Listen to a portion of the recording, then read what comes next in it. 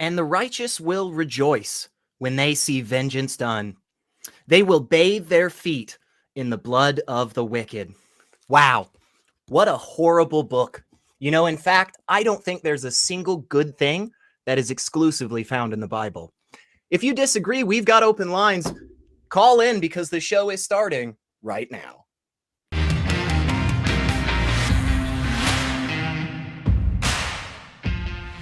Woo! That's right, folks. Today is Sunday, May 21st, 2023, and I am your host, Secular Rarity, and joining me today is somebody brand new to the wonderful Talk Heathen audience. It's Tom Benson. What is up, Tom? Hey, SR, thanks for having me. How you doing? I am good. I'm excited to have you on, man. I know you've already been hanging out with us a little bit here at the ACA, but for everybody here that doesn't know about you, tell us about yourself. Who are you? What do you do? Why are you here, I guess? I mean, that's a lot of questions. You don't have to answer all of those. So many things all at once. Well, I run a podcast called, we're found at www.whoeverwegothere.com or www.howeverwegothere.com. You can get both of them work. But we have some similarities, parallels in terms of the folks that we engage with, where we're talking to people out there in the world, and great crossover here. So found myself talking to you today, and we're dialing in from the East Coast and the Mountain Coast here. That's right. Now. That's I'm right. excited to talk to some folks. Yeah, it's going to be a good time, I think, folks. And remember, Talk Heathen is a live call-in show, and we have open lines. We've already got a couple of calls, but we have even more lines available. So get those calls in at 512-991-9242 or from your computer at tiny.cc/call-th. And as always, folks, I have to remind you, because I am contractually obligated, Talk Heathen is a product of the Atheist Community of Austin, a 501c3 nonprofit organization dedicated to the promotion of atheism, critical thinking, secular humanism, and the separation of religion and government. All very important things, and a wonderful organization that is promoting them all. So we are here to do that, folks. And again, we've got some open lines, but before we grab one of these great calls, we are going to do the question of the week. Talk Heathen to me, folks. We do this every single week. We give you a question and we read out our top 3 answers from last week. So last week we asked, if you had your own circle of hell, what would your punishment be? So these are awesome, and I am excited. Number 3, Chuck Gato says, in my circle of hell, in my circle of heaven, you get to toast marshmallows. My circle of hell is the same place, but you are a marshmallow. That's pretty intense, honestly. I don't know about that. I think I would take being a marshmallow just by itself, though. Maybe not the toasting part. Number 2, we've got from Blake Walker. My circle of hell would be having everybody sit on clouds, playing harps and singing praises to Yahweh for all eternity. Yeah, I agree with that, Blake. Yeah, that does not sound like a good time.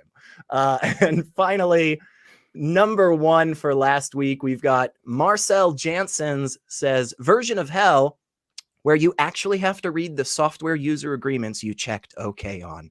Now, that is diabolical, Marcel. That is diabolical. Yeah, if that is what hell is, I might convert, folks. I might convert. I'm not doing that. It's an infinite hell. Yeah, right. That's terrible. Hey, some of those user agreements do feel like they're eternity. Like, how do you pack that much? It doesn't matter. We're not going to do it. We're not going to go into that. But we do have a prompt for next week, folks. So as always, remember, throw those comments underneath the video. Don't put them in the live chat. Put them in the comments of the video, and we will grab our top 3. But let me ask you, Tom, let me ask you here. If God favors humans, why are they so blank? What do you think? What do you got? I thought about this one.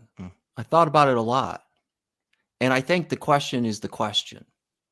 Right? The answer is in the question. Okay. Why are they so blank? Oh, you just leave it. What? Yeah, okay. I figured that was easier. Not just for me not to change anything. I like that. No, that's smart. That's smart. Halfway though, on one side you got it's nature nurture, and you don't control the nature part because you're just born with that. So I guess you're not completely blank to some degree. But the nurture, that seems like an equally important part. That's true. And that's blank. So it seems. I do know some blank individuals. I won't call them out by name, but yeah, it's like it's almost like talking to like paint drying on a wall sometimes. They're good people, I swear. They don't do anything bad. They're just not interesting at all. So yeah, I get that. That's good. Well, if you've got a good answer, and I'm sure some of our wonderful viewers do, remember, throw them in the comment section, give us your best answer, and then come back here next week for the host to reveal the top 3. So I love this little segment that we're doing now. There's always fun stuff, and we have a good wacky bunch of people that watch this show, Tom, and they always come up with good answers. What was your answer? You know, if God favors humans, you know, why are we so squishy? Okay? And I mean this literally. Think about it, okay? Like with a very small change to our genetic code, we could be just like a heck of a lot stronger, you know? I mean, just like physically, in the sense of like things wouldn't hurt us, you know? And so like why not just have just stronger bones even? Like why not just have like less like stuff that's so, you know, like one poke to the heart and it's like done, you know? Like the brain cannot take a lot of trauma. Like why not just be a little bit stronger, God? Like I don't know. That's fair. But there are other people, you know, you see the people who get in the accidents, like the rod went through here and like up through his brain. He's okay. Yeah. Right. But he's part of this case study because now he doesn't remember what the left side of his body's doing. Right. Yeah. But, and that's another issue too. Like why is the body the body is just terrible, honestly. It is not well designed. It is crap. Yeah. If you don't know that already, folks, you might just be younger than me, which is fine, honestly. But eventually anyway, we're not going into it. We've got a bunch of calls and we are going to get to them. And remember, folks, if you want to call in 512-991-9242 or from your computer at tiny.cc/call-th. Let's go out to Texas. We've got John, he, him pronouns, and is a theist, and wants to talk to us a little bit about atheism, I think, and how to have a discussion. So, hey, John, you're on with Secular Rarity and Tom. What do you got for us? Hi, I hope you guys are having a good day. Thank you for taking my call. You know, this is your show, and I appreciate that you're letting me be on it. So I haven't watched much of the show, but just because I don't have much time, but I think it's very interesting. But you guys always seem to have a really good response, so I'm not anticipating that anything I say is going to be new or is going to be like a got you. But I just was going to try to have a discussion anyways. Just wanted to preface with that. So first off, and I'm so sorry, you guys probably get this all the time, but I just wanted, if you could give me like a really brief description of why you do this show, like why you personally do this show, want to have this discussion in somewhat of a public spotlight, and then if I could have a response to that. Sure. Tom, what are your thoughts, man? Why do you do this? Why do you do this in your podcast, and what do you think on that? Yeah, I think conversations are really the only tool that we have to affect change. And for myself, I come from a certain standpoint of it's interesting to me to learn where other people are on the spectrum of this crazy thing that we call life. You know, I made some mistakes. I've done some good things. And I guess for me, participating in things like this with the opportunity to have a conversation with folks like you, John, to understand the same question on your side. Why do we believe the things that we believe? Mm-hmm. And is there a better way that we could all, live our lives so that we can maximize the amount of good and minimize the amount of bad? Generally, that's the idea from my side here. So engaging in conversations and trying to understand and affect change. Yeah. And myself, nothing to poke at in that answer. That was a really good one. Well, okay. So for myself, John, there's a couple of different reasons. One, in part, I'd be lying if I said there wasn't at least a little bit of a selfishness to it. I do just enjoy having difficult conversations where two people are laying out their understandings of a particular nuanced point and trying to get to some kind of middle ground. I do really value that. I do also really value having good reasons for accepting certain things as true. On top of that, I would say that there is a little bit of that more altruistic feel too, which is me being in the place where I am in the United States. I firsthand have seen some of the absolute horrible things that happen when it comes to, bad epistemology and bad ideologies. And so I want to minimize that as much as possible. So yeah, I think both of us, Tom and I, are kind of in a similar boat. So. Okay. Well, yeah, those were like really, really awesome responses. I was kind of hoping you'd say something that I could like take a jab at, but those were just really so I guess like a lot of times what happens is I think that people try to have so like the idea of God or a creator existing or not existing is strictly in my opinion, I'm not an intellectual, but it's strictly a philosophical question, right? So what I was going to say is that a lot of times people can I jump in? Hang on real quick, John. I just want to jump in real quick because I think in general what you said there is probably accurate, but there are certain claims that when made about a god, it wouldn't be just philosophical, right? Like if explicitly somebody said God made my car start, that's something that's very, very physical and would very much be something that we could test, right? But I think a lot of what goes on in these conversations is more philosophical, but not all of it. Sure. Okay, yeah. So, but anyways, what I was kind of trying to get at is a lot of people, I think, try to, and this isn't the brunt of what I was trying to talk about. I don't want to take too much time. But a lot of people who have these conversations, it's about like separation of church and state, for example, which I would absolutely agree with. But this issue has nothing to do with the possibility of there being a creator or not being a creator. You know what I mean? Like I believe in a creator wholeheartedly. It's the most important aspect of my life. But I absolutely see the point in a separation of church and state. You know what I mean? So I feel like that should be more in a political realm, not in like this more philosophical realm. And I know it's convoluted, so it's like not entirely fair for me to say that. But do you see the point that I'm making? Yeah, I think in a little bit here, and I'm going to throw it to you here in a second, Tom, to get your thoughts.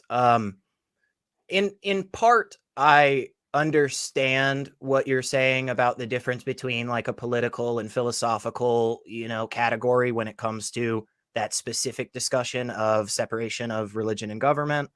That being said, I do see how it overlaps on both sides. And so I don't know that it could exclusively sit into one category or the other. I do think though, again, kind of what it sounded to me like the core of what you were getting at there, John, regarding, maybe it's more important that we discuss with people who are trying to get rid of that separation of church and state and try and, have conversation with them that convinces them that's not the right path before we go down that route of really harping on whether or not their particular version of God exists.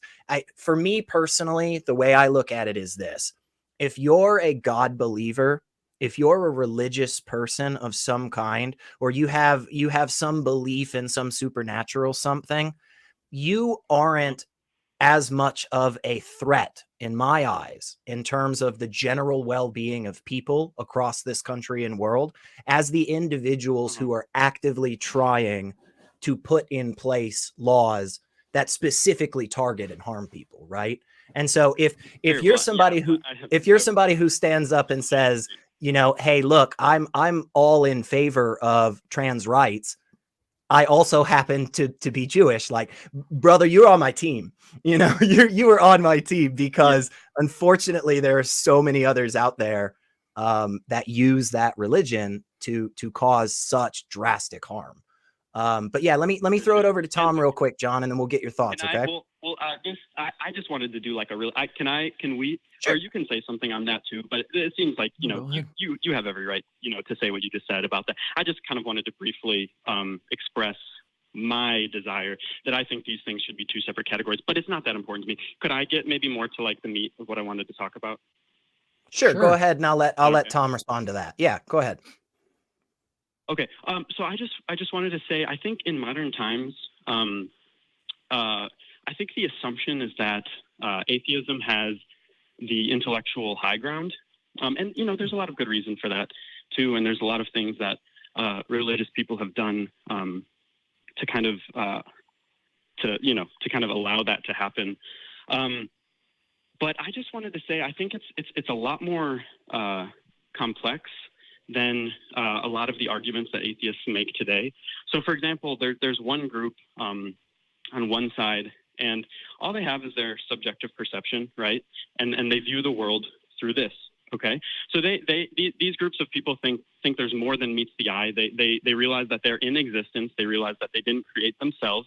It's a complex world that we live in. It's a complex world within ourselves, right? And our thoughts and things like this. So they say, okay, look, I'm not in control of myself. I didn't create myself. I choose to have the belief, not the knowledge, but the belief that there is something greater than me. There's something that created me. There's no scientific objective knowledge to support this, but yet this is the beliefs of that group of people. So then there's another group of people that say, no, look, this natural world, this world of matter, that's all that there is. That's all that there can be. There's no reason to think that there's anything more than meets the eye. But the problem is that this group of people, there's no objective scientific evidence to support this claim either. And I'm speaking in a very broad sense. Yeah. No worries. But hang on just a second, John, because you've given us a lot of good stuff there, and I think that's worth just kind of saying some stuff back, because I thought a lot of it was really good. Tom, give us your thoughts on that real quick, and then we'll kick it back over to you, John. Sure. I think it comes down to, John, and I appreciate that you're coming at this from a really rational standpoint. That I think there's variance here, right? But from my perspective, I imagine from SR's perspective as well, we're not making the claim that like there's nothing out there. We're just saying we don't know, right? You're coming at this from an angle of like you were born in this certain geographic area. I can make a number of predictions based on the zip code you were born in about your characteristics. One of them being religious views. Sounds like you're dialing from the U.S., like Texas, right there, right? So, like, what are the odds that you're not Muslim? Yeah, they're somewhat high there, right? I don't want to get into specifically what I am, but I wouldn't explicitly say that that's a correct statement. Well, so let me shout a little bit. Hang on a second. Like.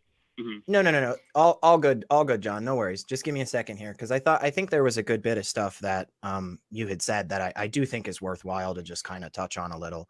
One of the things you were making a distinction between the groups of people, and you were saying basically there's this one side that kind of still has this feeling that there's something else out there, even though they don't necessarily have the total concrete, solid bullet point proof for it.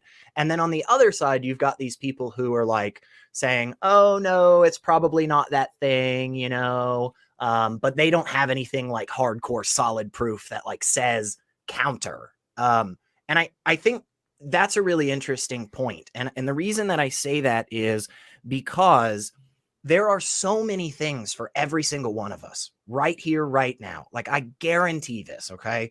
There is something that you don't believe in, John, and somebody else in your life does, and they don't have any good reason to believe it. And you know that the evidence is not there to be accepting the fact that leprechauns are riding unicorns every Thursday from 7 p.m. to 9 p.m. down the main street in your town, right? Like there is no reason to accept that, but somebody out there believes that. And my question for you is, did you ever once ask yourself if you had that concrete proof that disproved that? And most likely not. Yeah. So go ahead. Yeah, no, I get what you're saying. So I would say that the idea of there being a creator or not a creator, it's by definition, it's a lot more abstract than something as literal as a leprechaun riding a unicorn, right? So that would be a part of material existence. So it's a little bit different than saying something created me and that's my ultimate truth, right? So for That's example, fair, but the you issue said- is you said- if you make something so ambiguous, if from the beginning, by definition, something is so ambiguous as to be indistinguishable from all of these other things, then you're in the same boat as the unicorn and the leprechaun. You're in that exact same boat because what you have is, on one side, you have something that is extremely well defined, that has absolutely no supporting evidence. And on the other side, you have something that is so ambiguous that either anything out there could be evidence or you just have nothing. And so again, you're kind of in that same boat, right?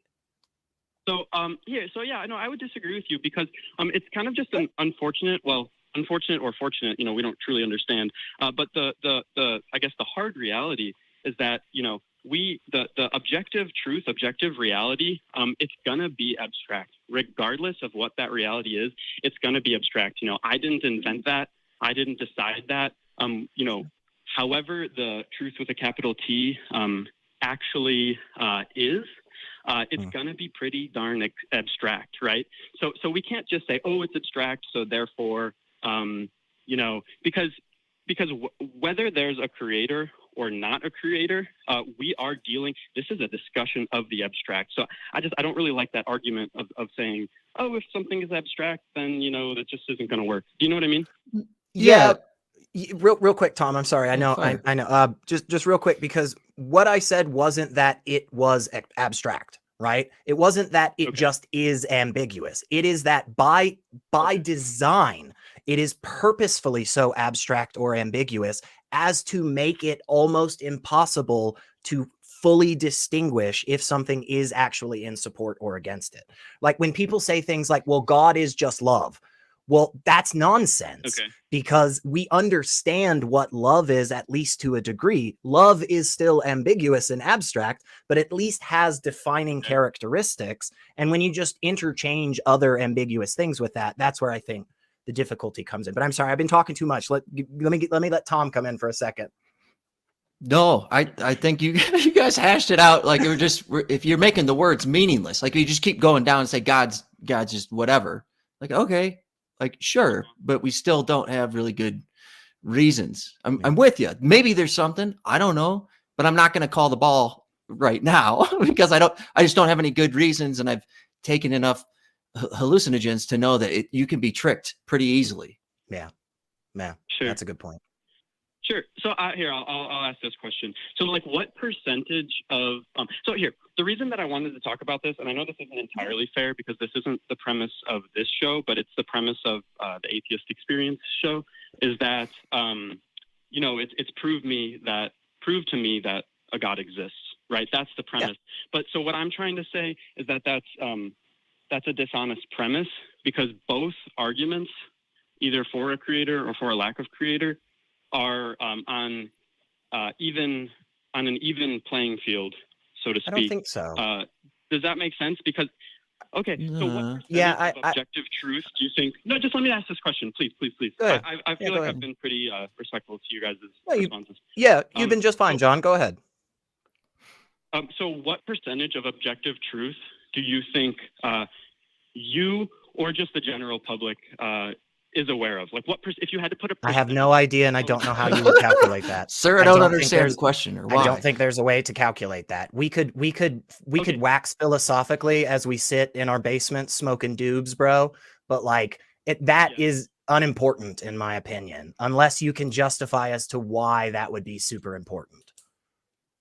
Well, it's important because the whole importance of this discussion is it not? Well, you cut out a little bit, but let me clarify just a bit. If the question that you're asking has to do with the amount of objective capital T outside of you and me truth that I, Tom, you, or the collective humanity currently possesses, I just don't see how that is valuable at all. Because if the answer is 99%, that tells us nothing about the 1%. We can't make any claims. If the answer is 1%, then it still tells us nothing about the 99% and we can't make any claims. So in either boat, no matter what the amount of knowledge is that we collectively hold, it doesn't change anything about the knowledge that we don't hold. Like, it's still not knowledge that we have. My point is that everything that we think that we see, it comes from subjective perception. It comes from subjective knowledge. Okay, so we have somewhat of a grasp, each individual, I was a large grasp on subjective experience, but these discussions. Oh, you're cutting in a little bit in and out, John. I could just be a connection thing. If you could just say that real quick again, and then we'll probably let you go here in a sec, because we've been talking for a good minute and it's been a good call. But finish up that thought, and then I'll let Tom kind of say some stuff. So, I strongly disagree with the premise that that thinking about about what aspects of objective truth we understand, what we can comprehend. I disagree that that's unimportant. I think that's the most important thing. Everything that we understand is through subjective truth, subjective experience, right? And then we try to portray, based off of that, some sort of objective reality. And you're saying that that doesn't matter, but then how can we have an honest discussion if that doesn't matter? Isn't that the whole point? well, in fairness, what I said specifically was that the amount of objective truth that we don't currently possess, how large or small that is, isn't important for the objective truth that we do possess, or for understanding that objective truth we don't possess. Does that make sense? Like, if we don't know 50% of a book, we can't make any claims about that book. If we, on the other hand, don't know only 1% of that book, guess what we still can't do about that 1%? So it just doesn't matter. Okay, well, it definitely matters. So, for example, if we could say, oh, we only know 1% of, and I mean consciousness, sure, time, space. If we only understand, I would say it would be 0.000, count the zeros. And if that is true, then we are inevitably on a level playing field with our adversary, with our intellectual adversaries, when having the discussion about a creator or a lack of a creator. Does that make sense? No. So it's like the premise that you're talking about. It sounds like your thing is you disagree with the premise that you have to provide evidence for a claim to believe that claim, right? The atheist experience isn't making the argument of we believe this negative claim. They're saying nothing, right? I have no reason to believe the thing that you're saying. So I can just make all these things. Like, the reason why your argument doesn't make sense is the same reason as if I believed any other thing. I think it's Hercules and Zeus and like all of that. Why does that not make sense? Like, can the atheist not say, like, I need evidence for this? Right? It's the same thing.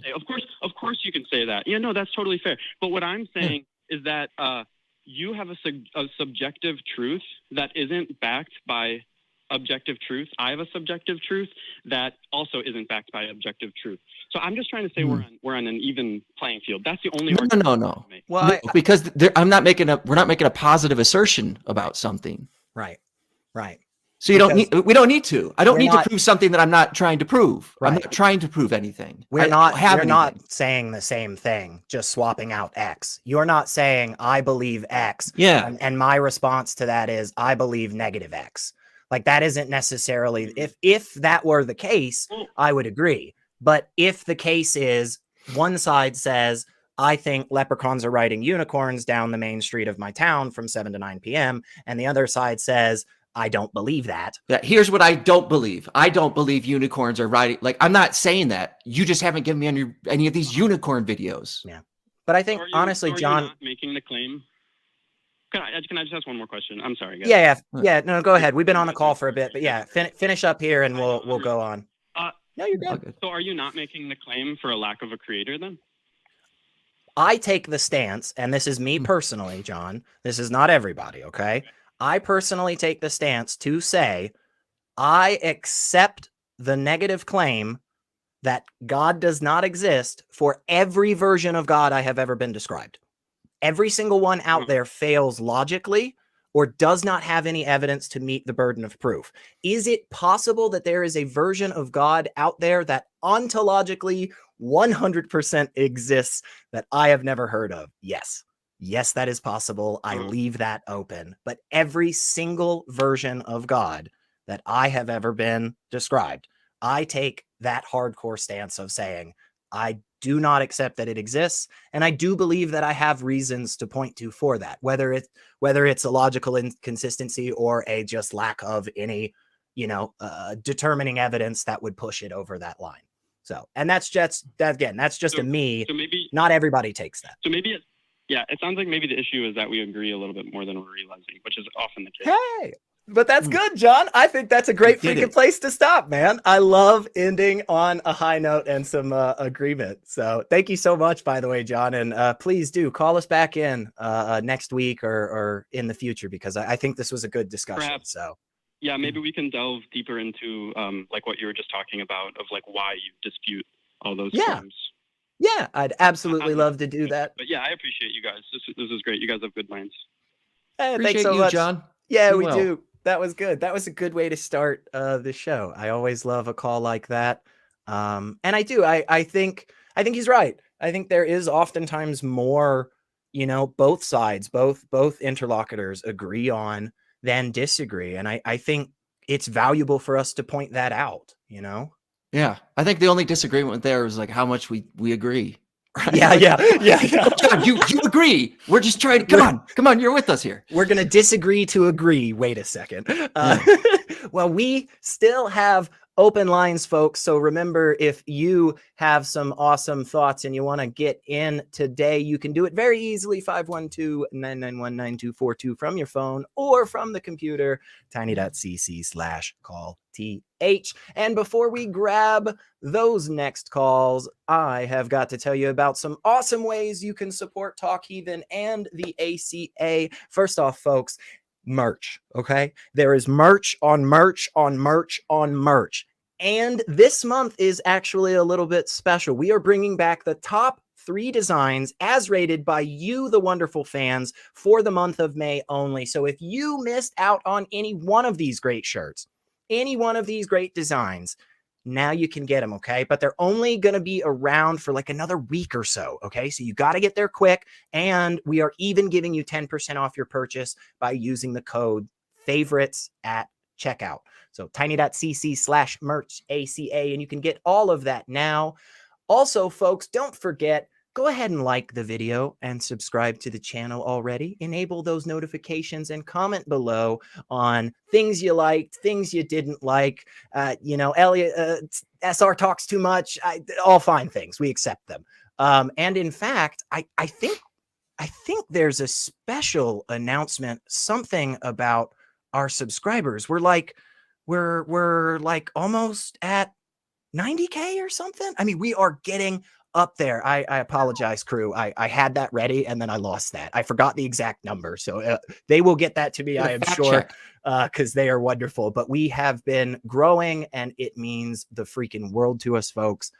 So definitely, please, if you have not already, subscribe to the channel. It's so easy, yes, 89.2 thousand. We are almost at 90K. That is so freaking awesome. That just, honestly, it just makes me so happy. With that, though, I got to tell you, if you want to go above and beyond, you sure can. You can become a channel member just by clicking the join button below. You can get awesome, sweet custom chat emotes, and you will help perpetuate the mission of Talk Heathen and the atheist community of Austin. So any of our wonderful members out there, go ahead and throw those beautiful emotes. Get up everybody's face in there. I think Christy's face is down there. My face is down there. There's a whole bunch of faces. So just throw them all everywhere you go. I am so sorry, mods. I apologize. I'm so sorry. And finally, send a super chat with a question or comment, and we will read as many as we can. And in fact, we've already got a couple coming in with $4.99 from the wonderful Greg Markowski. Says, thanks, SR and Tom, for the show. Multitasking today, and you guys are part of the mix. Well, thank you so much, Greg. We do appreciate always you are here supporting. And we have a member for 18 months, Yasmin Meadowflower. That is freaking awesome. We absolutely appreciate that. Please show off to everybody else in the chat, Yasmin, and just throw in as many of those emotes as you want. I give you permission. And again, I apologize to the YouTube mods. So let's go and grab another call before all of the mods in the chat start sending me hateful messages.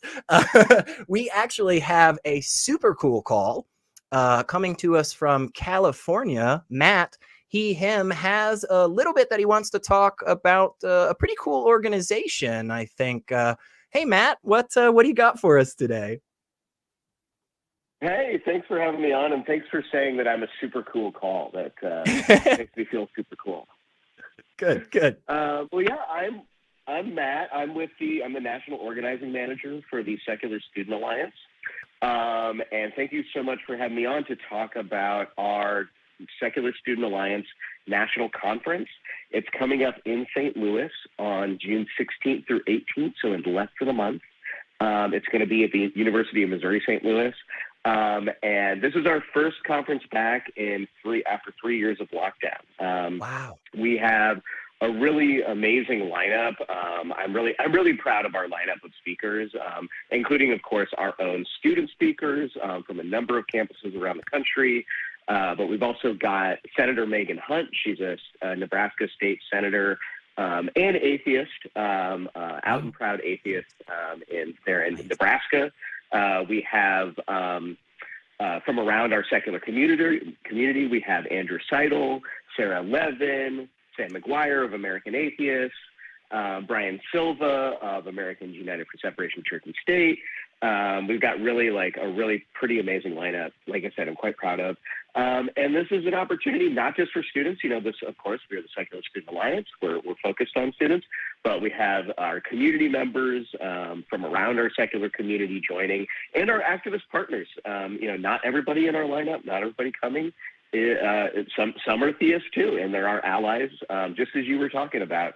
If somebody is right alongside with me defending trans rights and defending the separation of church and state, I don't care what else you believe, you're my ally. And so we have this, very excited about this conference. Like I said, it's June 16th through 18th, and our deadline to register, though, is this Wednesday, is May 24th. So if you're interested in going, go to secularstudents.org, click on our 2023 National Conference tab. You can get all your information. We do have some travel grants still available, so if you get it in real quick, if you're a current student, we can also help you out with travel grants. But that's my awesome. skill so far. That is freaking awesome. And if any of our viewers out there are not familiar with the Secular Student Alliance, first off, there's actually some really cool ACA shows where they did them live with some local SSA chapter, I believe. So go check that out. Super great episode. But also, please go out there and look this organization up, you guys. Again, secularstudents.org. It is an absolutely phenomenal group of people nationwide who are fighting for some really great things. And we need all the help we can get. We won't keep you on too long, Matt, but tell us, what is one of your favorite things about working with the SSA? Thank you. And, thanks for that ringing endorsement. I think hands down, my favorite thing about working with SSA is getting to know and helping to develop the leadership skills of just really amazing members of our secular community. We really like to we're not just at universities, we are at high schools, we are at middle schools, we're even making forays into elementary schools. And we are a way for secular and just, kids and students that want to question their religious beliefs. We're a place, we're a home for you to do that and have that open discussion. And the leaders that emerge are becoming leaders in our secular community, in our broader activist community. And so just being able to be a part of that is what I love. And that's why we're having this conference, to help develop that. And then also I want to give a quick plug for our scholarships program, because we have our scholarships applications open. It's the link for that is right next to the conference link on our website, secularstudents.org. And please apply for our scholarships. And that's for any activist who's involved in defending the separation of church and state, as well as supporting our secular values in a broad range of ways. Sorry. Heck yeah. Heck yeah. Well, one more Nice. time, Matt, before we kick you off, give us those dates, give us that website, tell us where it's going to be. And hopefully the audience will just be packed full of Talk Heathen and AXP fans. So Yes. Thank you. So again, it's June 16th through 18th in St. Louis, Missouri are the dates at the University of Missouri St. Louis campus. And then the registration deadline is May 24th, is this Wednesday. So you got to get your registration in before May 24th. We also, like I said, have those travel grants available. If you put in that application, we'll reach back out to you about how we can help you get there if you're a current student. heck yeah. Nice. That is awesome, Matt. Well, thank you so much for calling us today, man. Again, I think the SSA is an absolutely wonderful organization. And I'm glad after 3 years of not being able to do this in person, you guys are getting back at it. So thanks so much, Matt. I really appreciate y'all. Thank you. All righty, man. Yeah, that is good. What do you think about that, Tom? Is there a need to have this secular absolutely. student alliance? I mean, Yeah. why should that be in schools? Why is that important? Because the alternative, the default is like there's so many other organizations that rally around this. And I think to John's point earlier, it's like really difficult to rally around a call that's like, probably not, right? Like what he's saying about separation of church and state, there you go. Absolutely. Right? Like that's an issue that we just need to do, because you don't ever, it's like John was saying, we all agree on this thing. We don't want everybody with all these different views saying, it needs to be mine. And here in the US, we have that to some degree, like the default God on the money and all this nonsense. Yeah, it's difficult. Yeah. But Big I think we all believers. agree that we want to just, whether you believe the creator thing or not, it still doesn't move the needle, I guess. Right. And again, we are all big fans here of separation of church and state. So again, folks, an absolutely wonderful organization. If you can, please go out there and support, again, secularstudents.org. So yeah, we're always big fans of working with other wonderful organizations like them.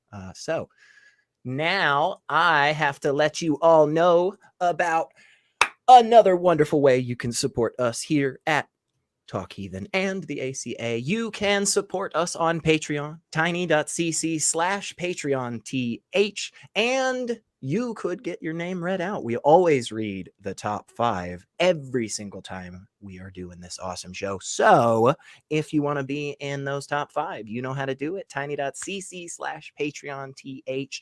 And the ACA has this awesome channel that houses all of these wonderful shows in audio podcast form only at tiny.cc/AEN podcasts. And so if you want to hear our beautiful voices, but not see our beautiful faces, honestly, it's okay. We won't cry about it. I mean, I might a little, but it'll be off camera, so you won't have to worry about it. But again, tiny.cc/AEN podcast. I love that channel because I normally just let it just play in the background while I'm doing stuff at home.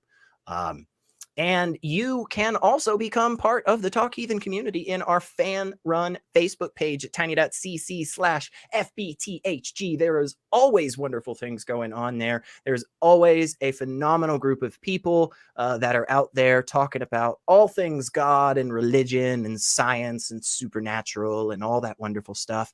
And if you have thoughts or would like to engage in those conversations, that is a great place to do it. And in case you didn't know this, Talk Heathen has a TikTok, and we will actually be going live every time right before this show. So every Sunday, like right before this show starts at 1 p.m. Central, go check us out on TikTok, you guys. And if you're not already subscribed, go ahead and do that, because that helps us get the message out there. I think we had Richard Godbyfirth actually doing it. So yeah, great dude. And we always love when Richard is hanging out with us. So we've got a couple of other calls, folks, but we still have open lines. And maybe Tom said something and you just flat out disagree and you think, oh my God. You're saying a lot. I had to pick on you a little bit. For sure. I don't think anything I said was flawed to any degree. That's right. Well, we are going to go down to Florida. We've got Nathan, he, him pronouns. It sounds like you've got some evidence for God, Nathan. How are you today? You're talking with guys. Secularity and Tom. How you doing? Pretty good, pretty good. All right. What- I usually okay. I usually watch this show, but usually I see Matt on there and other the Atheist Experience. I'm speaking. Sure. And I got Tom. And what was your name? Who I'm talking to? Secular Rarity, but you can call me SR. Even simpler. Okay. I want to talk about something. It's a little deeper than what we call like evidence, because I don't really use that word a lot. It's but I'll use it because there's different kinds of evidence, like material evidence and different things like that. And usually there's circular arguments, and nobody gets anywhere with it. And usually that was where I was at for a very long time, until I started getting into instinctual evidence. And that word instinctual, I got on more and more, because I realized that when I'm in a position of extreme fear or danger, whether it's medical, legal, whatever the case may be, if somebody had a gun to my head, I mean, God forbid. But in those moments, I would 100% refer to God. I would go to, oh my God, or help me God, or thank you God for my life being saved, or whatever it was. So I just think that on a deeper level, that is evidence for God. And I think everybody has that level. Everybody goes to that place. And to pretend that they don't is being disingenuous, I think. I mean, if... Okay. Yeah, hang on just a second. Hang on just a second, Nathan, because I think you... that. Yeah. I think that's a good bunch of stuff right there for sure. Tom, what are your thoughts on that? Just kind of first glance. No, you've been there, right, SR? Mm-hmm. Like what he's talking about, that experience. Yeah, I like how you list out legal, medical. Like, man, I'm sorry for what's going on, Nathan. Yeah, there's scary things in life, and life's sure, scary. For sure. Yeah. You're giving us a concept that I think we can all. Yeah. We all experience this thing subjectively. Let's be like sincere and really honest, because we can go in circles about evidence for God in the Bible and all that stuff. I'm not even interested in any of that, because I think those are just words and making noises. I'm thinking more on a deeper level. Sure. Nathan, do you feel as if your stance, let's just say, I mean, we could call it an argument, just a general term, right? Just your stance on that, right? That, you've had that experience, so many other people have had that experience. Do you think your stance is at all weakened if somebody says they have that similar experience, but instead of calling to God, they call to something else specific? Do you think that changes your view? I don't think the word matters. I think whatever they're saying, But what if the claim that they're making is mutually exclusive to the other claim that you're making? Like, you say God, but they say who's-he swats it. And who's-he swats it actually is an evil goat that sits in the clouds, right? So like, what if that moment for somebody else is mutually exclusive and contradictory to your moment like that? Sure, but we still go there, don't we? We all still go. Isn't that a problem? Because they're going to a place that is completely counter to what you're going to, and you're trying to use that experience of you going to that other place as justification for the existence of this thing. Yeah, Nathan, I got to tell you, like along these same lines, when it's like really, like I'm talking, you're kidnapped or something like real severe.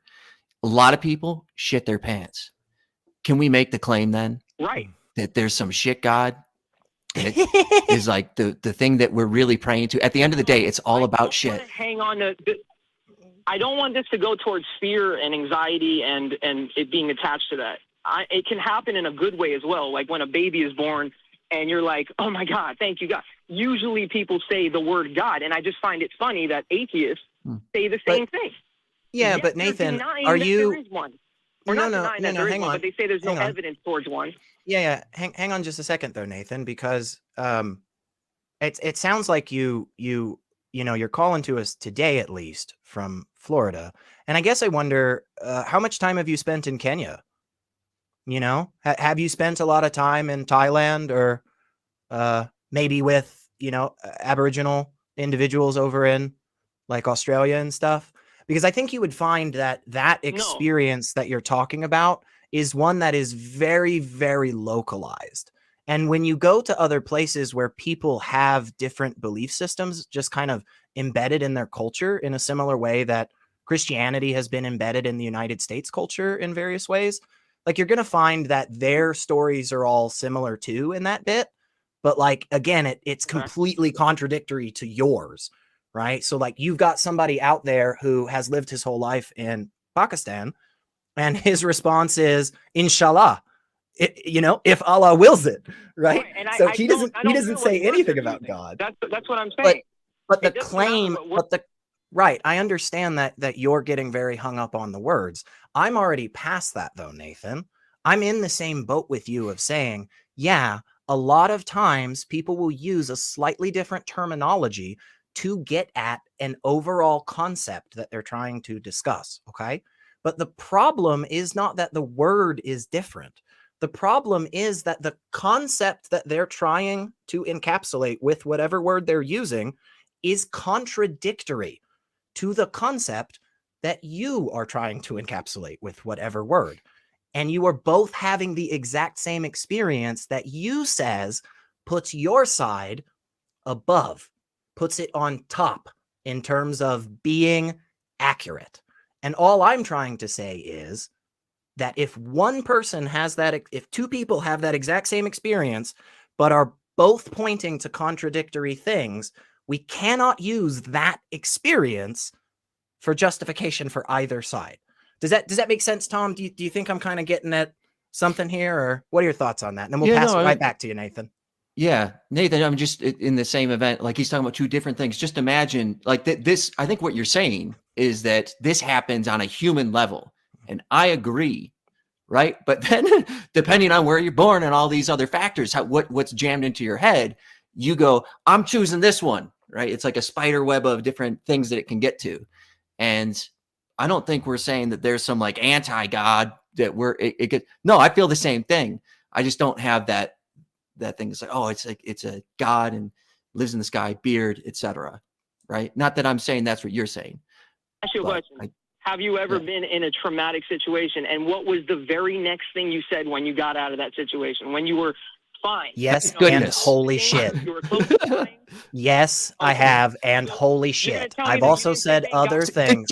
Calm down. To the shit. Calm down, maybe I made a point. Yeah. Calm down, Nathan. Calm down. You're getting a little excited, and I don't think it's necessary. And the reason I don't think it's necessary is because, like, the first call that Tom and I took today, like, John was actually in agreement with us a lot more. And I really do feel like Tom and I are, like 75% of the way there with you. It's just this last little specific nuanced point. And I guess what I'm getting at is, it sounds to me like this whole time, basically, Nathan, you have said that there is this thing inside of all the peoples all over the worlds now, in the past, and forever in eternity, where there's just this little wiring that every so often in these difficult situations, we cry out to something that is bigger and stronger and more cool and awesome than we are. And I don't think Tom and I are disagreeing at all on that. I just think what we are saying is that it seems to be the case that doesn't actually point towards any one answer, because of the fact that every time that we run this experiment, we get not only different results, but contradictory results, whether people are using the same term or not. And I think that's the part that we're having difficulty kind of getting the nuance out between us. Because again, I think for the most of what you've said, dude, like we're on board. It's just that last little step where you say this experience proves my thing.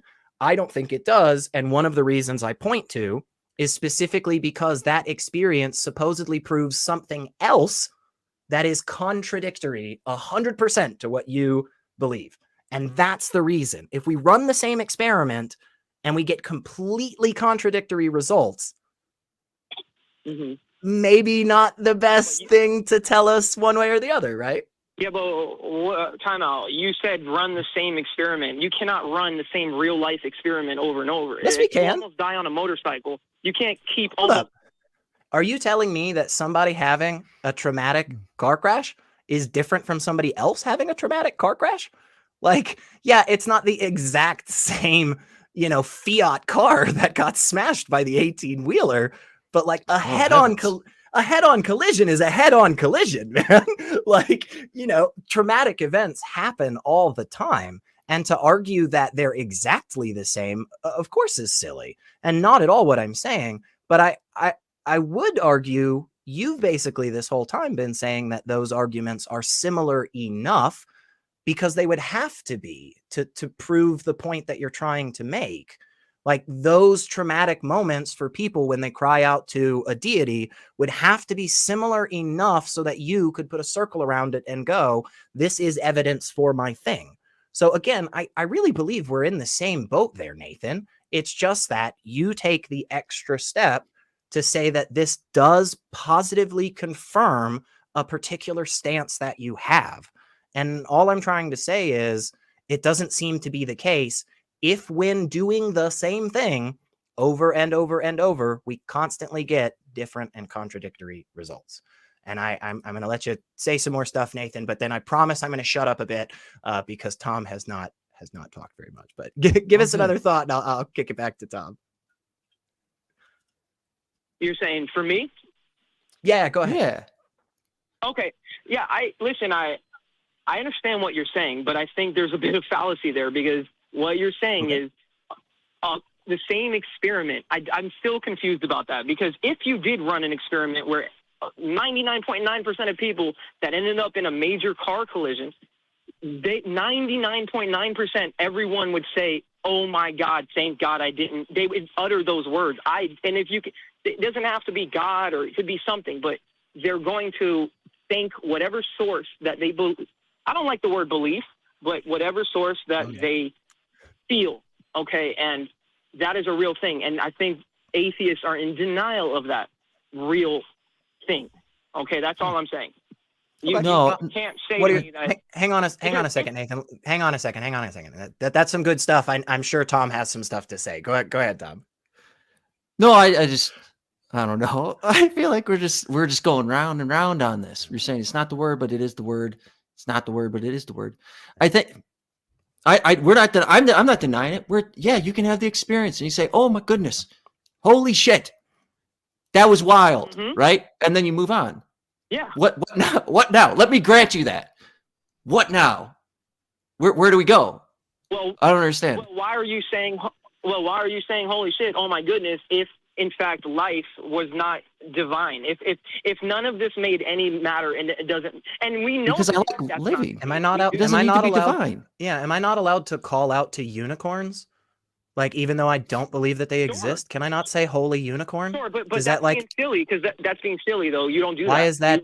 Why is that? Whoa, hold up. You You're don't. Right. He's silly. Hold up, Nathan. You don't know me. A, you don't know me. B, I am very silly. And C, like, what does it matter? Is what I'm getting at. If anybody in a time of crisis calls out to anything else, that individual action does not in any way, shape, or form tell us anything other than the most basic thing, which is in a similar situation, human beings tend to cry out in such a way. Like, but that's not surprising. Like, you go anywhere in the freaking world and kick somebody, you know, in their ass, and they're probably going to go, "Ow." that doesn't mean that there's some outside force that is just pain or ow, right? Like, it's just an expression. It doesn't mean anything more than that. Yeah, but I think that's a little, and I use the word silly because right now times are getting silly, and I think that we're living in easy times. And, you know, when times get hard, like during stressful events, World War II, whatever it was, more people started connecting back to God. And I think that's we're kind of... Yeah, I just feel like that argument doesn't work in your favor, Nathan, is the problem. Like, I feel like what that says is that this ideology is something that when things are actually going well, it's not necessary to make things go better. And therefore, in that sentiment, it just feels to me like it's a security blanket or a crutch. And I would probably agree with you. I just don't think that works for your argument, you know? That's a, You know, Right. God forbid anything happens to anybody, but when something happens, I can guarantee you they're going to say, thank you, God, or, oh, my God, and not Okay. be like, thank you, Well, that's leprechaun. That's fair. I mean, I think that's fair that you have that assumption. I think the issue is whether or not you have any proof for that, right? And again, I'll use this word again, A, because I love it, B, because you used it, but I think it's insanely silly to assume that somebody who grew up their entire life in Delhi is going to in any way, shape, or form say the exact same phrase that you do. And I think not recognizing that is really doing a disservice to your own feelings and beliefs. I know you said you didn't like the word belief, but I think I really evidence. do. Yeah, I really do think that should be something that should shake your confidence in that feeling. Because if I had an experience and then claimed that experience, was the reason that I accept this particular thing over here, and then anybody else I knew had a similar experience that went to something different, I would stop saying that experience is a good reason to believe, because apparently it can lead us to two contradictory results. So, but with all that, Nathan, we are going to let you go. I did still think that was a really good call, man. And please do call us back. I know we didn't get to hash out everything. And unfortunately, sometimes on these shows, you don't always have a bunch of time to really dive into it. But I did think it was a really good call, Nathan. And so I do hope you give us a call back in the future, because I like good calls like that. I like disagreeing, but I also like to, I like when we find out we're a little bit more on the same page sometimes. That just makes me feel good. But yeah, any other closing thoughts on that, Tom, before we grab some other calls here? Thanks, Nathan. You're just like John. Feel like we disagree about how much we agree about this thing. Yeah. And then a word or two. Yeah. But we're there. We're with you. Yeah. Yeah. And I think And sorry about the money problems or whatever's going on. Yeah. Hopefully there's not too much bad stuff going on for you, man. And again, if there's not, hit that donate button and hit the Patreon. That's right. tiny.cc/callth. Shameless plugs. I love it. Well, let me get through a couple of wonderful things here. Like, we have another super chat from Ariel Elliott. It looks like this person is a new member, by the way, too. So $5 super chat. Thank you so much. And they say, I say, oh my God, when something unbelievable happens, I can't believe it happened, just as I can't believe in a God. I like that comment, Ariel. Thank you so much for that. I really enjoyed that. And we are actually about to read out the top 5 patrons. Tom, can you see those? Do you have those up? I sure do. Okay, hang on just a second.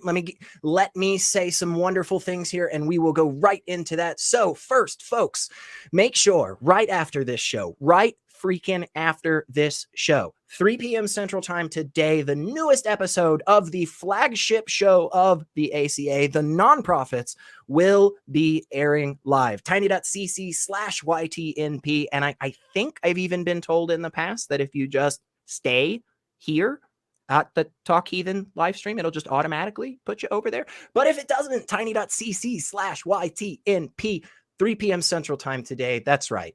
The Nonprofits, the flagship show.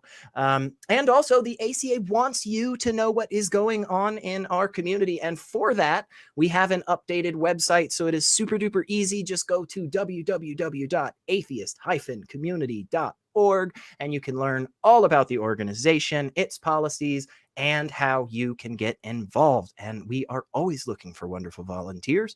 And we've actually gotten a few really good ones over the last few months. So thank you all. And anybody else out there that's interested, it's a really great group of people. The crew does a lot more than just sitting there waiting for the crew cam, and you get to hang out with them and wonderful, wonderful folks. But finally, we want to hear from you. We want to know what you liked, what you thought was effective, and most importantly, what you think we can do better. So just send us an email at tv@atheist-community.org. and tell us all your thoughts, or post them in the comments below. We take both, so we look at them. Mean things, mean tweets, or nice tweets, whatever you want to do. Tom, you got that list ready? I have the list right here, folks. Let's do it. The top 5 patrons of the week. Here we are, top 5 patrons, starting with number 1. I have a quick question. How do you become a top patron? Oh, you just go to, very easy. You just go to tiny.cc/PatreonTH. Yeah. Tiny.cc/PatreonTH. Super Okay. easy. So if anybody wants to be on the top of the list, they can be doing that right now. Right and now. getting ready for next week. And don't turn that dial, because number 1, we got Dingleberry Jackson. Dingleberry Jackson, thank you for having us read your name on the screen here. Number 2, Ayame. It could be Ayame. Ayame. You know who you are, hopefully. Number 3, oops, all singularity. Thank you for the fantastic donation. Number 4, Devon Velgen. If I'm saying that correctly. Thank you, Devon. Devor. It was Devor Velgen. Number 5, we've got Kalevi Helveti. Kalevi Helveti, thank you so much for your donations. Reminds me of that flick, Lucky Number Slevin. Remember? Oh, yeah. Slevin Kalevra was his name. Fantastic. And I think, speaking of that flick, an honorable mention, Paul Sherman. That's right. Paul Sherman of Paul Sherman fame. www.paulsherman.com. Thank you, Paul Sherman. That's right, folks. So if you want to hear one of the wonderful hosts here on Talk Heathen stumble through your name, you know what to do. Tiny.cc/PatreonTH.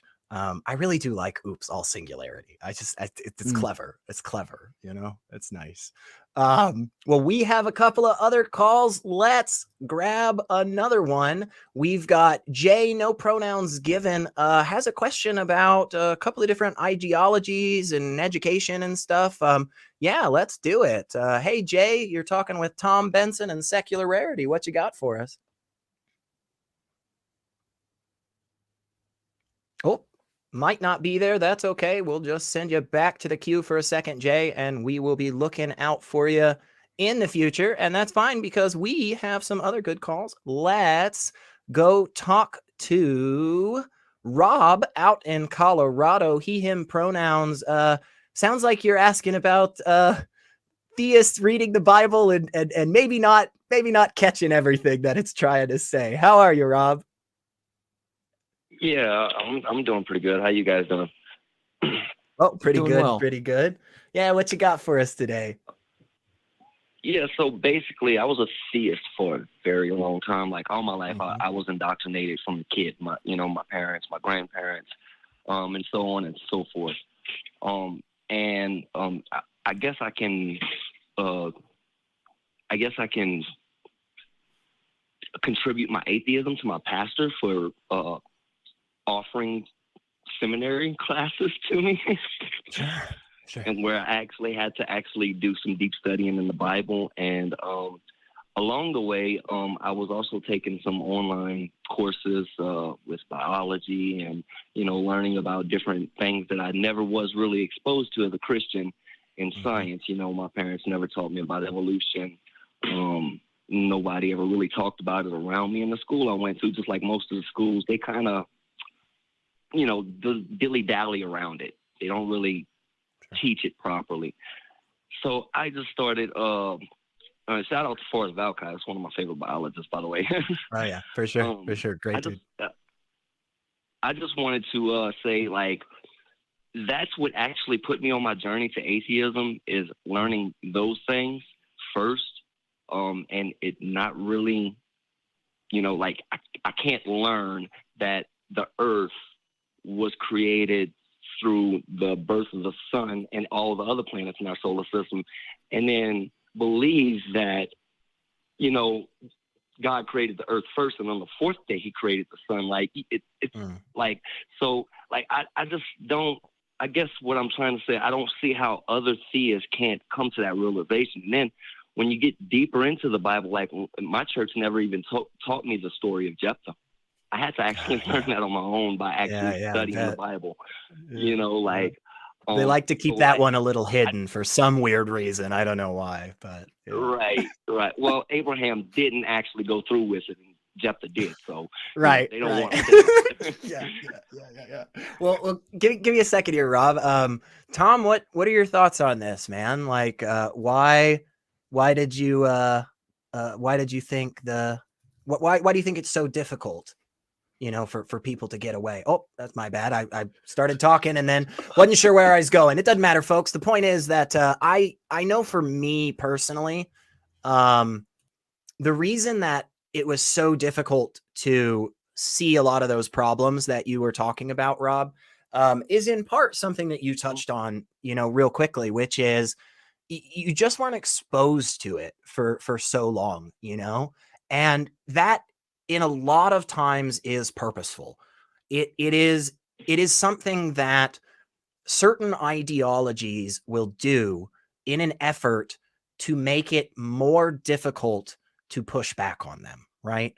It's something that insulates you from having to actually put in work.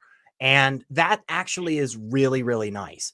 So it's not just that humans want an answer for stuff, right? We hear that a bunch of people say that, and that definitely makes sense as to why a lot of times we go to these supernatural thinkings, is because we do like an answer. But you know what we like more than just an answer? We like an answer that's fucking simple. if it can be easy peasy, it's great. It's so much better. And when faced with another answer that is a slightly more difficult, it's honestly, it just kind of feels natural for us to want to go back to that easy one because it doesn't take as much work to get there. Right. But I just don't understand, like, why can't we just ask the question? All right, we have the question. Where did all this come from? Who created it? We don't know. We don't have no natural explanation for it. Why can't we just leave it at that until we find one? Yeah, why can't we just leave it, like, because like we're born atheists. Like, I don't even think atheist should even be like a term to describe anything. Like we're just like, it should be really theist. You just believe, like you're making the claim, not me. Like And real quick, I'm gonna throw it back to Tom here in a second, but I mean, in part, it kind of brings us back to, I think, our first call where we had been kind of asked about, like, why do we do this and stuff, and one of those reasons for sure results from the fact that truly my position is mostly a response to what people are claiming, right? And so it's like, if people out there would just shut the hell up every so often and stop trying to hurt other people and take people's rights away for their belief, I probably wouldn't say so much, I probably wouldn't say as much stuff. It wouldn't be necessary. Like, sure, I guess that technically puts me out of, a fun hobby that I do every so often, but, I'll figure something else out, like bird watching or something. But Tom, what do you think? Why is it so difficult sometimes for the believers to see the bad stuff that comes along with that belief? I don't know. I think the question you're asking, Rob, too, is like, what do we do about it? Right. You because we're same team, right? Like, man, how do you talk to him? Do you talk to him about it? Grandma, are you going to talk to grandma? You're going to convince grandma that after living however many years that there's actually this? No, it's sorry. They tricked you the whole time. Nobody wants to feel like that. So it's really difficult to have these conversations. I like, even talking to people, like to educate them, like, hey, look, check this out. Just check. Hey, watch this guy. Listen to what he has to say about evolution. Like check this out. Like, really dive deep into it. It's like none of that matters. But God. It's just but God. Yeah. And think about it. I mean, isn't it comforting? When you had God, that was a comforting thing to some degree. Yeah. There's the goods and the bads, and I experienced both of them. But I feel it was child abuse, though. I feel like I get that thought, because, like, coming away from it, like, I actually believed in the hell. Like, it was a real place for me, and, like, now I'm free. Like, I'm not scared to die. I don't want to die. Of course, I got a lot to live for, but I'm not scared of it because I know that there's no bad place that I'm gonna go and burn for all these. Like, I don't believe that anymore. And at one time, that place was real for me. You know, the rapture. You know, like when the news when my parents would leave the house, you know, and the news would come on or something. You know, I'd rush out. I want to see. You know, I'm a kid. You know, I want to see if maybe it's today. You know, because nobody knows. That's what the Bible says. Nobody knows. You know, so you know, I want to make sure I was one of them. You know, like, am I doing the right thing? You know, it's just, you know, like, how can you live? Like, I feel so free from living my life under the thought of my every, not just action, but even my every thought being monitored. If I even think the wrong thing, I'm gonna burn for eternity. Yeah, You know, so and I know stepping away from that, Rob, just in and of itself, I think is so freeing. And again, even though a lot of us on the outside now can see that as a really terrible experience and see how much, you know, fear and harm and all that other bad stuff was there, I think, you know, Tom is right in that sense where there is a level of comfort that is often, you know, found by these people that hold these beliefs. And for them, that comfort outweighs all that other stuff. Now, I don't think that's the case, but that level of comfort is something that seems to, you know, go beyond all of those other things. So yeah, I know. It's a tough thing for sure. But you know, that's why we do stuff like this. And hopefully if we can have some more good conversations like we've had a couple today, hopefully we can get some more people to kind of step away from those harmful things that's harming others and themselves. Because I don't think in either scenario it's good. But we're getting close to the end, Rob, and I think we have Jay back, and we always love talking with our theist friends. So we're gonna let you go, but thank you so much for giving us a call today, Rob. I think it was a good one. You guys. Yeah, it was fun. And of course, you know, we've got that wonderful Facebook group, the Fan Run Discord as well. And those are great places to go hang out, folks. And you know what's another great place? Where's that? The Patreon. Oh, snap. That's tiny.cc/PatreonTH, folks. So shameless plug. Also, you know, there's another good place to go. I don't know if you've ever heard of this place, Tom. It's this little spot called Austin, Texas. And see, in Austin, Texas, the last Sunday of every month, the Free Thought Library opens up its doors and they are broadcasting live. That's right, May 28th, 2023. Come on down to Austin, Texas and hang out at the Free Thought Library. Join us for Talk Heathen, hosted by the wonderful Forrest Valkai and Sophia Spina. Sophia actually auditioned for the open came in for the open call and did a fantastic job, and we are so super excited for her appearance. And then after that, the Atheist Experience will be hosted by Forrest Valkai and Jim Barrows. Doors open at noon, so we hope to see you there, folks. It is an absolutely wonderful time. It is so much fun being there, hanging out with people in person, and getting to see the flying spaghetti monster. And there's actually a lot of wonderful stuff. There's a couple of items there, by the way. I don't know if anybody's ever seen this or noticed this. There's a couple of items in the background that has Dan's face on it. So I'm not going to tell you which one, folks, but I'm just going to tell you to look next time the live broadcast is happening, which is actually happening May 28th of this month. So. Pretty little soon. Easter egg for you there. Yeah. I'll give you another one coming up on the flagship show that we have here. Look for behind Kelly. There's a rock with Dan's face on it. Oh, snap. Really? Nonprofits. That's right. My Stay tuned. Keep the dial turned on to this. Okay. You will see a rock with Dan's face on it. Well, now, folks, you have homework. So look for that rock behind Kelly with Dan's face on it. And the next live broadcast on May 28th, be looking for that. And sorry, Dan, about just like picking on you and the things that you have your face on. But like, how did you get your face on so much stuff? It's really, I don't know. It's almost a miracle. Sounds like a Dan problem. Anyway, I think we've got time for just one more, and we are hoping to go hang out in the Fan Run Discord server at the end of it. So it looks like we have Jay calling in. No pronouns given. I think I can click the button. All right. Hey, Jay, you were talking. Hey, you were talking Jay. with Tom Benson and Secular Rarity. What do you got for us? Hi, Tom and Ben.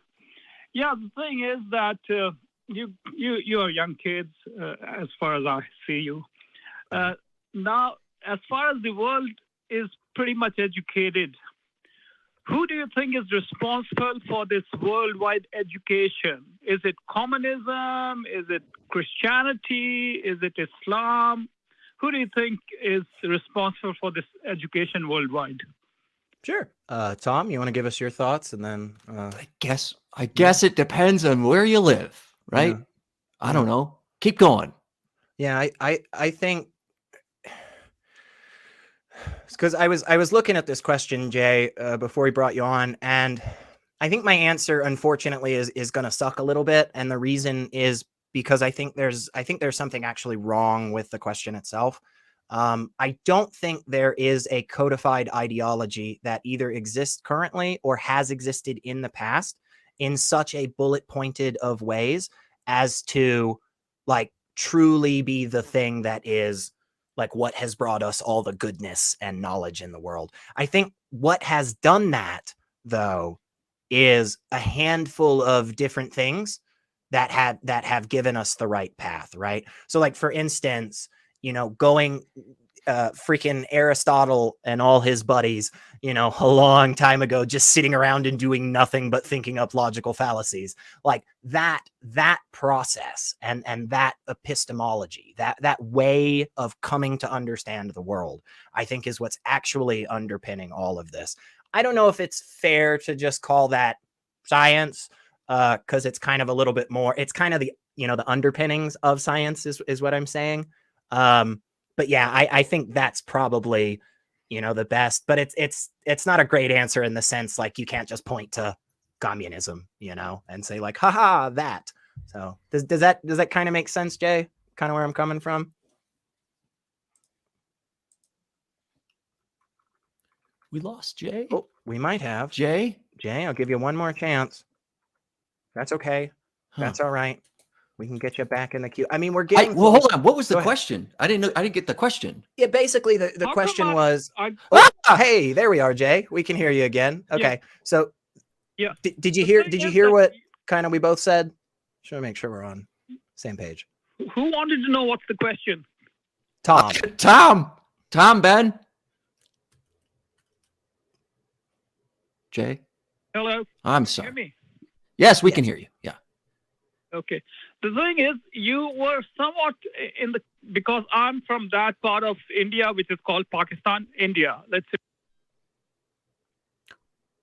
I don't want to go into a political discussion about Pakistan or India. And we're having just, unfortunately, Jay, just some audio troubles.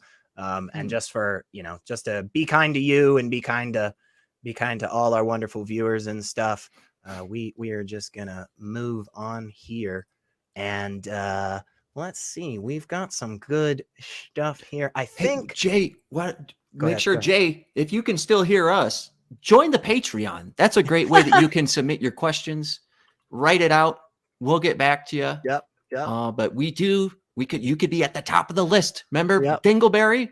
You could be the new Dingleberry, Jay. You could be the new Dingleberry. That's correct. And it looks like we got another call here. Okay. So hang on, Frank, because before we pick you up, I want to let you folks know that if you're sitting around, sometimes, and you're feeling like you just don't know what to do or where to go, and you want to catch more of the awesome ACA shows that happen all over the YouTubes and the internets.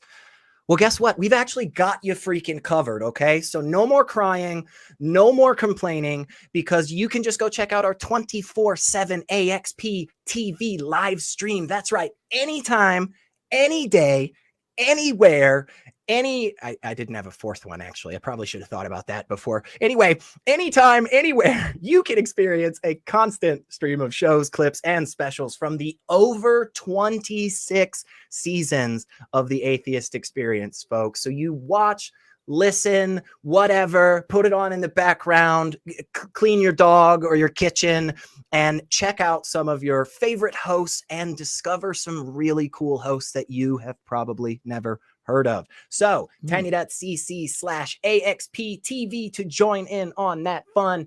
And now we are going to go out to North Carolina real quick. Frank, no pronouns given. We got just a few minutes here, Frank, but what it sounds like you want to talk a little bit about the fine tuning theory or something. What you got for us? Well, I called in on a previous occasion and made a reference to Alan Guth with the Institute for Advanced Study at Princeton, and he had said that the constants, the constants in physics that pertain to the universe are so precisely calibrated that it would be a gazillion to one that they were merely a product of chance. And the speaker with whom I was talking then said, well, the fine-tuning theory or hypothesis has been debunked. And okay, I'd like to hear more about that. Particularly physicists of late have come up with a concept of dark energy, an energy inherent in the universe that is causing the expansion of the universe, and that if it were off one digit at the 7th decimal place, then the universe would never have manifested because matter would have either coagulated too much for stars and planets. Real quick, Frank, I'm just going to jump in because I think I might see where a little bit of the issue is. So unfortunately, when people speak, oftentimes we're not perfect with our wording, right? And individuals that are at a very high level of education often speak to each other in very specific, nuanced jargon, okay? And sometimes when they try to speak to us that are not so heavily involved in that particular field of study, they use some words and they say things in a way that doesn't fully explain what they're trying to say. So I have heard many of me of that? Are you no. Hang on, Frank. Hey, Frank. We're having a good conversation. It's only like 2 minutes and 30 seconds in. I don't think there's any need for animosity or hostility. What I'm saying is that oftentimes when physicists, when those high level academics say things like, if this thing were changed by blah, blah, then this would be the case or it wouldn't be the case. Okay. So what they're talking about is if all of the other constants in the universe are the same today, if everything else that we know about existence is how it is, and then we just flip this one dial, one click over, that screws everything up. But we don't actually know that another system with slightly different clicks of the dial could actually work together, right? So it could be the case that gravity is tuned just a little bit differently, but the weak nuclear force would also have to be tuned differently, right? So oftentimes when they say that phrase, it's not exactly getting the whole bit of information across. Does that make a little bit more sense though when you think about it like that? Oh, hang on. I'm sorry. I didn't unmute you. Now I've got you unmuted. But also, sorry. But also the person with whom I was speaking said, well, you're only referring to one universe, and that's not a statistically significant sample. Well, the universe as we know it is at least 13.7 billion light years across, according to the James Hubble Deep Field experiment. But I want to say, well, how many universes do you need? And also that as intriguing and mystifying to me as the multiverse theory is, I wonder if there is indeed any proof per se for the multiverse hypothesis. I think more physicists have stepped away from that in the most recent years, although I'm not 100% positive on that. But because we are getting close to the end, and I do want to have some time for the fan run Discord and stuff, Frank. But let me throw something out to you, okay? And just tell me if you've ever heard of this, okay? Have you heard about the potential for the discovery of a fifth fundamental force in the universe? Have you heard anything? Does this ring any bells whatsoever to you?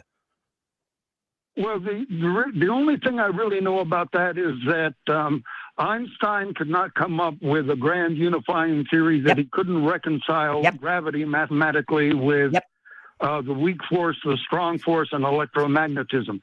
Boom. So you are on the page. Okay. So you are on the page, Frank. Okay. So that is a big deal, that there are only 4 of those. And it is a super big deal that the weakest of which, gravity, is the one that we, as the observer, experience more than anything else. It seems to have the strongest hold on our life, but in fact is incredibly weak of a force. Okay. So, couple of experiments recently done, smashing some atoms together, large hadron colliders and so forth. Okay. We may have been incorrect about the mass of a subatomic particle called a muon, M-U-O-N. This is very, very brand new, cutting edge. Oh my gosh, could shift everything in science. And the reason that I brought all of this up is just really to say, like, a lot of times where we're at is a place that has taken a long time to get this level of knowledge. But the idea that that is the end point for the knowledge is almost always wrong, right? And that's good. That's good that that's the case, because it means that we can continue to learn about things and understand things and find out better answers. The difficulty, I think, lies in the ability for us to say that stuff that we don't know about is just freaking that. It's a question mark right now. And we can postulate ideas as to what could be the case, but actually trying to get to any claims right from the rip just falls flat on its face, because it's already a category of existence that we've said we just don't understand. And I think that is the most freeing place to be.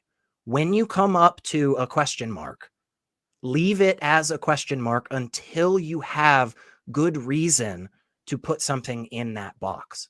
And that's the thing that I don't want us to take that next step of saying what this fifth fundamental force is, because we're not there yet. We think there could be one. We think it could unify everything. We think it could explain all this dark matter and stuff. But honestly, we've been trying to figure out about dark matter and dark energy since like the 70s, I think.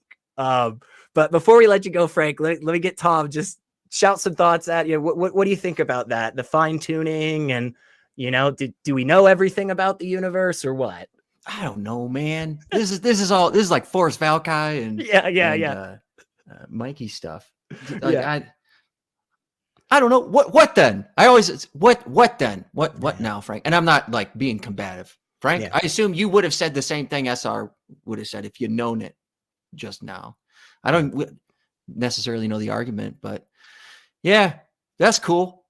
I think you change your name from SR to PE, Professor Elliott, because you very well said. I don't think I can add anything to that. Well, thank you, man. Well, Frank, like I said, we are going to let you go just because we are close to the end. But please, especially if you see me on again in the future, please give a call back in a little bit earlier, and we'll try to get to you even sooner, because I love to have long conversations where we can really, really hash things out.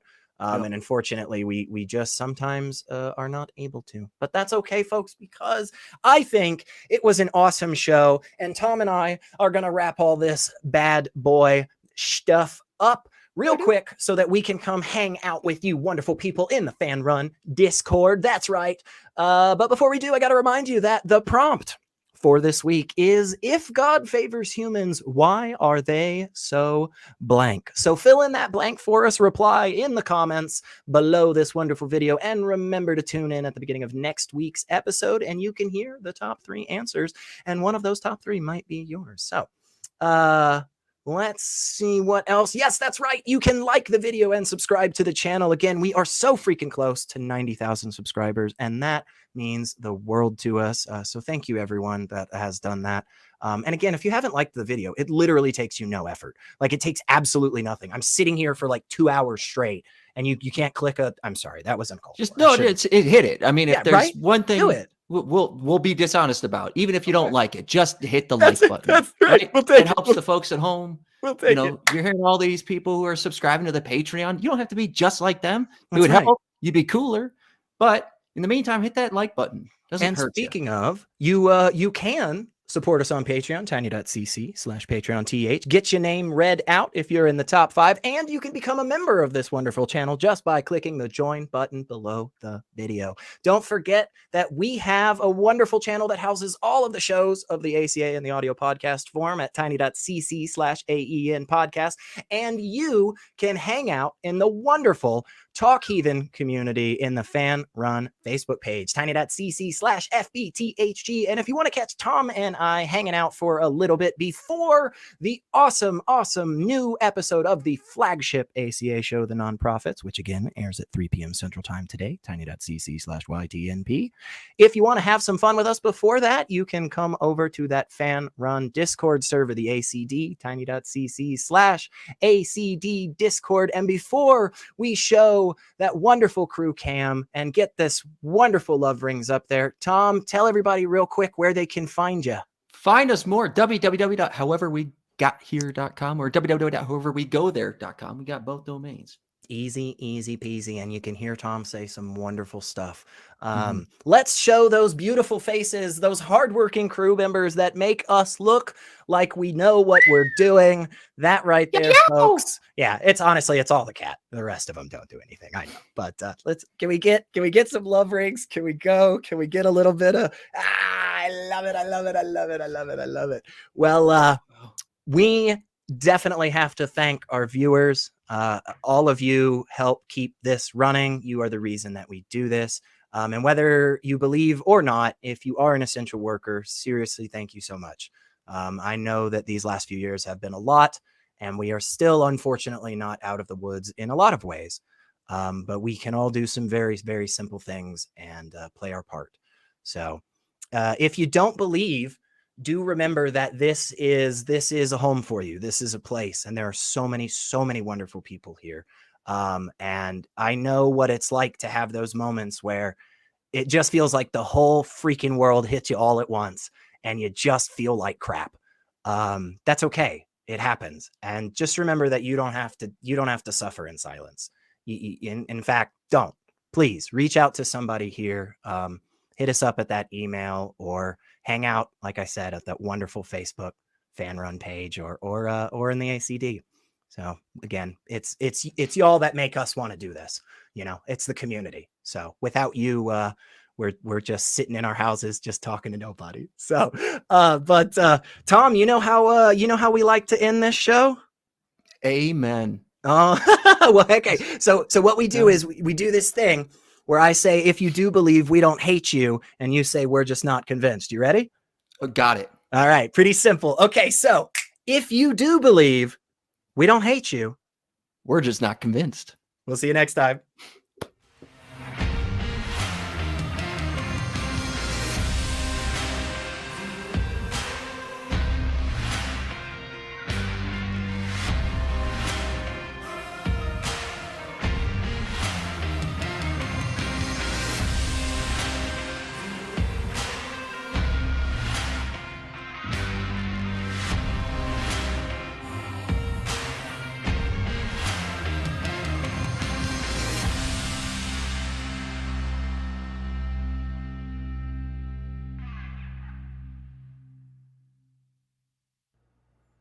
We want the truth, so watch Truth Wanted live Friday at 7 p.m. Central. Visit tiny.cc/YTTW and call into the show at 512-991-9242 or connect to the show online at tiny.cc/calltw.